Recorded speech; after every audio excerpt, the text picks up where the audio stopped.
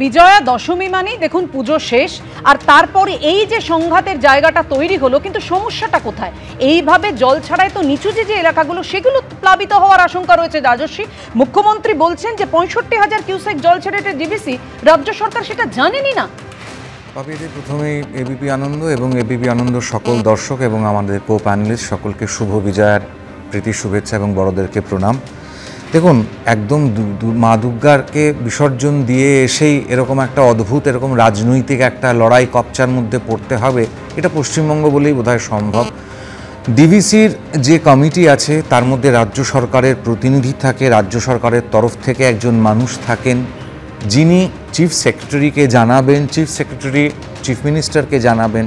এবার রাজ্য সরকারের যিনি প্রতিনিধি তিনি যদি রাজ্য সরকারকে না জানান, চিফ সেক্রেটারিকে না জানান, বা চিফ সেক্রেটারি জানার পরে যদি সেটা মমতা বন্দ্যোপাধ্যায়কে না জানান, তার দায়ভার দায়িত্বটা কারুর নয়। মমতা বন্দ্যোপাধ্যায় যখন বিরোধী ছিলেন তখনও তিনি এই একই অভিযোগ কংগ্রেসের ওপর, কমিউনিস্ট পার্টির ওপর, এ ধরনের এই ম্যানমেড বন্যা, সাইন্টিফিক বন্যা, এ সমস্ত নানান কথা বলতেন। এখানে সিপিএমের প্রতিনিধি আছেন, নিশ্চয়ই উনি বলতে পারবেন। তো এই ধরনের কথা আমরা শুনে শুনে অভ্যস্ত হয়ে গেছি। একটা বাঁধ ভাঙা বৃষ্টি, মমতা বন্দ্যোপাধ্যায় বলছেন আমি কাউকে বাংলার বিসর্জন দিতে দেব না, প্রতিহত করব সমস্ত শক্তি দিয়ে। মমতা বন্দ্যোপাধ্যায় রাজনীতি ছাড়া আর কিচ্ছু বোঝেন না, উনি এটা রাজনীতি করছেন। উনি খুব ভালো করে জানেন একটা বাঁধ ভাঙা বৃষ্টি হয়েছে, বিভিন্ন জায়গায় ড্যামের মধ্যে জল জমে আছে, যদি ড্যামের জল যদি বিপদসীমার উপরে চলে যায় তখন যে কোনো কাউকে ছাড়তেই হয়। যদি এখন না ছেড়ে গোটা জলটাকে যদি মাইথন পাঞ্চেত এগুলো ধরে রাখে এবং তারপরে সেই ড্যামটা যদি বার্স্ট করে, তাহলে গোটা রাঢ়বঙ্গ, গোটা দক্ষিণবঙ্গ সমস্ত ভেসে একেবারে ছন্ন ছাড়া হয়ে যাবে। মমতা বন্দ্যোপাধ্যায় সেটা চাইছেন কিনা আমি জানি না। ঘাটাল মাস্টার প্ল্যান দীর্ঘদিন ধরে বলার পরেও 2022-এ কেন্দ্র সরকার টাকা বরাদ্দ করে ছেড়ে দেওয়ার পরেও তারপরে এখনো অবধি রাজ্য সরকার জমি দিতে পারেননি। তো আমি গত পরশু দিনকে নবমীর রাত্রিবেলা ভবানীপুরে তাতে ডিভিসি পাল্টা ঘাটার মাস্টার প্ল্যান হয়ে যাচ্ছে, কিন্তু আমি বলছি ডিভিসি ছাড়া জলে যেভাবে প্লাবিত হওয়ার আশঙ্কা রয়েছে সেই জায়গা থেকে মুখ্যমন্ত্রী যা বলেছেন তুমি বলছো এটা ঠিক নয়। বেশ, আমি একটু অর্ণবের কাছে আসি। অর্ণবের কাছে তার জন্য ড্রেজিং করার প্রয়োজনীয়তা পড়ে। আমি গত পরশু দিনকে মমতা বন্দ্যোপাধ্যায়ের ভবানীপুর কনস্টিটুয়েন্সি আদিগঙ্গার ঘাটে প্রত্যেকটা দুর্গাপুজোর চষে ঘুরে বেরিয়েছি। লোকে কিভাবে এসে বলে গেছে 2 বছর আগে আদিগঙ্গার ড্রেজিং হয়েছিল, তার আগে কোনো ড্রেজিং হয়নি। আপনি গিয়ে জিজ্ঞাসা করুন বলরাম বোস ঘাটের ওই চত্বরগুলোতে। মুখ্যমন্ত্রী বলেন কেন্দ্র সরকারের কাজ, কেন্দ্র সরকার করে না। অন্য আমি প্রথমেই যেটা বলবো, হ্যাঁ সকলকে শুভ বিজয়া। আমি প্রথমেই যেটা বলবো সেটা হচ্ছে যে আপনার নিশ্চয়ই মনে আছে পাপিয়া, গত বছর 2024-এর 22শে সেপ্টেম্বর সেই সময় আমাদের এই যে ডিভিসিতে যে পশ্চিমবঙ্গের 2জন শীর্ষ আধিকারিক যারা কমিটিতে থাকেন তারা পদত্যাগ করেছিলেন। ঠিক তার আগে মাননীয় মুখ্যমন্ত্রী মমতা বন্দ্যোপাধ্যায় তিনি কিন্তু স্বয়ং খোদ প্রধানমন্ত্রীকে চিঠি লিখেছিলেন, কেন্দ্রীয় জল কমিশন এবং কেন্দ্রীয় জলশক্তি মন্ত্রক তাদেরকে চিঠি লিখেছিলেন, চিঠি লিখে জানিয়েছিলেন যে জল যে ছাড়া হচ্ছে সেই জল ছাড়ার পরিমাণটা কমানো হোক। তার কারণ যে পরিমাণ জল ছাড়া হচ্ছে তাতে একটা বিস্তীর্ণ এলাকা প্লাবিত হতে পারে এবং সেটা পশ্চিমবাংলার একটা বড় অঞ্চল, সেই বড় অঞ্চলে আরও একটা ব্যাপক বন্যা নিয়ে আসতে পারে। সেই সময় তার কথা শোনা হয়নি।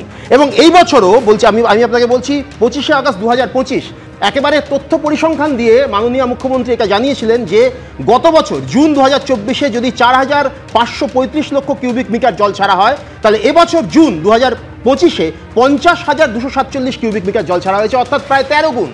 এই যে জল ছাড়ার পরিমাণটা বাড়ানো হচ্ছে এবং ড্রেজিংয়ের কথা রাজস্বী বলছিলেন, আমি শুধু একটু মনে করিয়ে দেবো যে ড্রেজিং করা হচ্ছে না ডিভিসির যে ড্যামগুলোতে, সেটা দায়িত্ব কার? সেটা দায়িত্ব তো কেন্দ্রেরই। মমতা বন্দ্যোপাধ্যায় বছর ধরে করা হচ্ছে না, 4 দশক রাজস্বী, 4 দশক ধরে। না না, আপনি আদিগঙ্গাটা পরে আসুন, আদিগঙ্গা পরে আসুন। আপনি আগে মাইথন পাঞ্চেত এখানে যে ড্যামগুলো রয়েছে ওই জায়গায় যে জল ধারণ ক্ষমতা, সেই জল ধারণ ক্ষমতাটা কোথায়? সেটাকে যদি ড্রেজিং না করে, সেই ড্রেজিং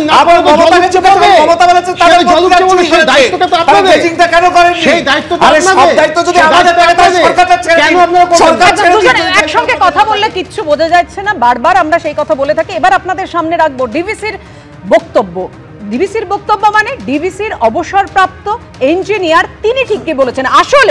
আসলে ডিভিসির চিফ ইঞ্জিনিয়ার তিনি ঠিক কি বলতে চেয়েছেন, ডিভিসির কি দায়িত্ব থাকে এক্ষেত্রে, এই জল ছাড়া নিয়ে যে বারবার একটা তর্ক বিতর্ক চাপানুতর তৈরি হয়।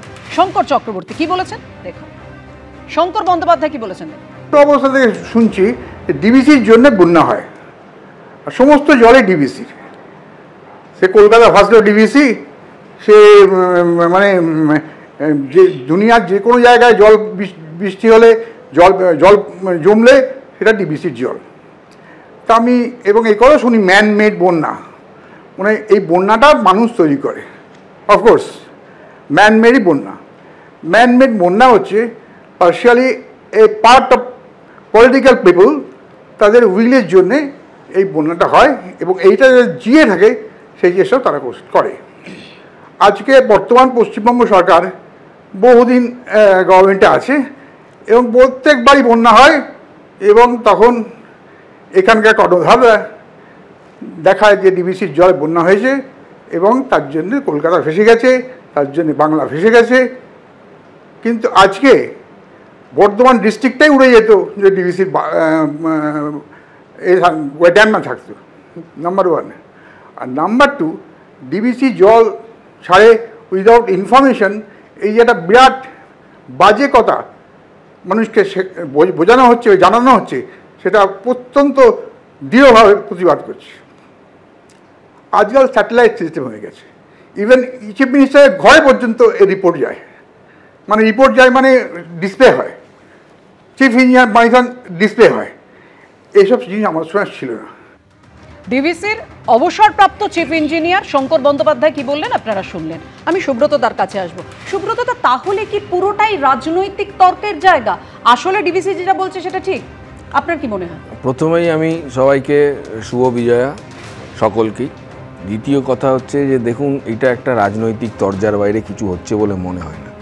কারণ ডিভিসি পশ্চিমবাংলায় তৃণমূল কংগ্রেসের সরকার হওয়ার আগে থেকে ডিভিসি তৈরি হয়েছে। পশ্চিমবাংলায় তৃণমূল কংগ্রেসের সরকারের আগেও অনেকগুলো সরকার ছিল স্বাধীনতার পর থেকে, ডিভিসি তৈরির পর থেকে। ডিভিসি জল ছাড়বেই।